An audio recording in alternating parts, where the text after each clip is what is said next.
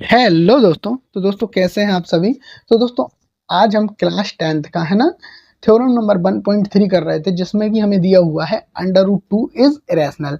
ये हमें प्रूव करना है ना, ये हमें क्या करना है, प्रूव करना है कि अंडर रूट टू जो है वो इरेशनल नंबर है। तो दोस्तों इरेशनल नंबर प्रूव करने की कोई स्पेसिफिक मेथड नहीं है, समझ में आ रहा है ना। अंडर रूट टू को है ना, ये जो है ना टू को अंडर रूट को इसको इरेशनल हम डायरेक्ट ऐसे प्रूव नहीं कर सकते। इसके लिए हम इसे इसके अपोजिट एज्यूम करेंगे। इसको हम एज्यूम क्या करेंगे, देखिए मैं बता रहा हूँ, है ना। लेट अस एज्यूम, ठीक है।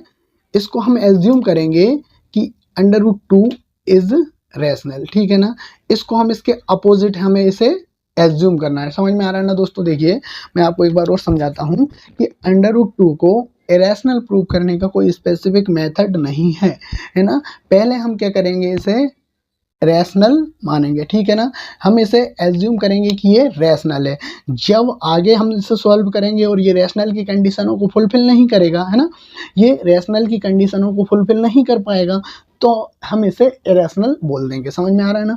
तो हमने इसे क्या मान लिया, let us assume under root two is rational. अब रैशनल की कंडीशनें क्या होती हैं, देखिए ये हमें पता होना चाहिए, वी नो दैट, है ना, वी नो दैट, है ना, द रैशनल नंबर, ठीक है। यहाँ पर हमें लिखना है थोड़ा सा, वो लिखते हैं हम, we know that the rational number is in the form, है ना। जो रैशनल नंबर होता है वो किस फॉर्म में होता है, पी अपॉन क्यू के फॉर्म में होता है ना, where Q is not equal zero, समझ में आ रहा है ना। इस फॉर्म में होता है और Q is not equal zero. P and जो क्यू हैं वो क्या होते हैं, इंटीजर्स होते हैं, समझ में आ रहा है ना। पी और क्यू क्या होते हैं, इंटीजर्स, समझ में आ रहा है। पी और क्यू क्या होते हैं, इंटीजर्स। और पी एंड क्यू जो है ना आर को प्राइम होते हैं, आर को प्राइम का मीन्स ये होता है कि इनका एच सी एफ एक आएगा, है ना। एच सी एफ कितना आना चाहिए, इनका एक आना चाहिए, है ना। तो हमें मालूम है कि रैशनल नंबर किस फॉर्म में होता है, पी अपॉन क्यू के फॉर्म में होता है, वेयर नीचे वाला जीरो नहीं होना चाहिए और ये जो ऊपर और नीचे दोनों है वो क्या होना चाहिए, इंटीजर्स होंगे। और इनका ये जो है नंबर इनका क्या होगा, को प्राइम होंगे, मतलब इनका एच सी एफ एक होगा। तो देखिए दोस्तों सबसे सिंपल बात है, मैं यहाँ बोल के बता देता हूँ। हमें मालूम होना चाहिए कि रैशनल नंबर किस फॉर्म में होता है, पी अपॉन क्यू के फॉर्म में होता है, नीचे वाला जीरो होना नहीं चाहिए, है ना। और ये ऊपर और नीचे दोनों क्या होना चाहिए, इंटीजर्स होना चाहिए, ठीक है। और ये को प्राइम होना चाहिए, मतलब इनका एच से एक होगा, ठीक है। अब हम यहाँ पर देखते हैं, हमने इसे क्या माना, रैशनल। तो रैशनल के इज इक्वल में ले लेते हैं, P upon Q is equal under root two, ठीक है ना। तो पी इज इक्वल क्या हो जाएगा, अंडर रूट टू, और ये क्यू यहाँ पहुंच जाएगा, है ना। बोथ साइड स्क्वायर करेंगे, ये पी स्क्वायर हो जाएगा, ये टू हो जाएगा, ये क्यू स्क्वायर हो जाएगा, है ना, स्क्वायर बोथ साइड, ठीक है ना दोस्तों, ठीक है। उसके बाद यहाँ पर पी स्क्वायर टू से डिवाइड होगा इज इक्वल क्यू स्क्वायर। अब हमें एक चीज़ पता है कि जैसे किसी नंबर का स्क्वायर यदि उस नंबर से डिवाइड है, जैसे मान लो फोर का स्क्वायर टू से डिवाइड है तो फोर भी टू से डिवाइड होगा, समझ में आ रहा है। फोर का स्क्वायर कितना होता है, 16। यदि 16 टू से डिवाइड है तो फोर भी टू से डिवाइड होगा। मान लो, है ना, मान लो कि एट का स्क्वायर कितना होता है, 64, है ना, जो कि टू से डिवाइड है तो एट भी टू से डिवाइड होगा, है ना। तो इसी तरीके से पी का स्क्वायर टू से डिवाइड है तो पी भी टू से डिवाइड होगा, है ना।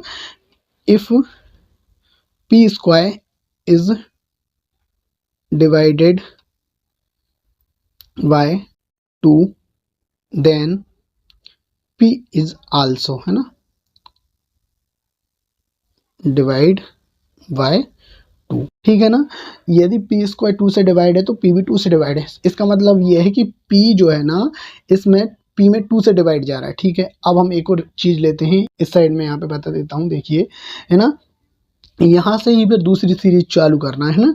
यहाँ पे ये पी लिया था ना हमने, यहाँ पर क्यू ले लो, यहाँ पर अंडर रूट टू ले लो, और यहाँ पर कोई और नंबर ले लीजिए, है ना। इस एक अंडर रूट टू को हमने एक बार पी अपॉन क्यू के फॉर्म में लिख दिया, एक बार कोई और फॉर्म में लिख दो। यहाँ पर पी अप मान लो क्यू अपॉन आर के फॉर्म में लिख रहे हैं, है ना, ये भी रैशनल नंबर होगा, क्यू अपॉन आर के फॉर्म में इसे लिख देते हैं। तो क्यू इज इक्वल क्या हो जाएगा, अंडर रूट टू, और ये आर हो जाएगा, ठीक है। ये इधर से हट जाएगा, स्क्वायरिंग कर देंगे, है ना, स्क्वायर कर देंगे बोथ साइड का।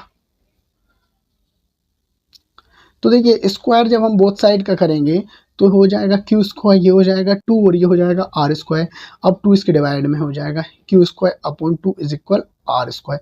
अब देखिए दोस्तों, यहाँ पी स्क्वायर 2 से डिवाइड था तो पी भी 2 से डिवाइड हो गया था। यहाँ क्यू स्क्वायर क्या से डिवाइड, 2 से डिवाइड, है ना।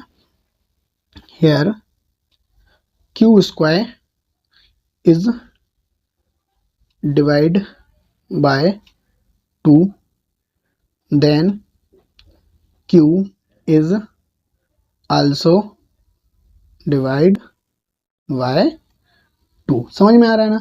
अब देखिए दोस्तों, इसका मतलब ये है कि P और जो Q था, है ना, ये रेशनल नंबर था P अपॉन Q के फॉर्म में, मीन्स इसमें भी 2 से डिवाइड लग रहा है, इसमें भी 2 से डिवाइड लग रहा है ना। इनमें P अपॉन Q में, है ना, 1 से डिवाइड लगना था ओनली, क्योंकि इनका HCF क्या होता है, ये रेशनल नंबर होता है, इनका HCF कितना होता है, 1 होता है। मीन्स इनमें P में भी 1 से डिवाइड जाना था और Q में भी 1 से डिवाइड जाना था, बट यहाँ पर P में भी कैसे डिवाइड जा रहा है, 2 से, और Q में भी 2 से डिवाइड जा रहा है।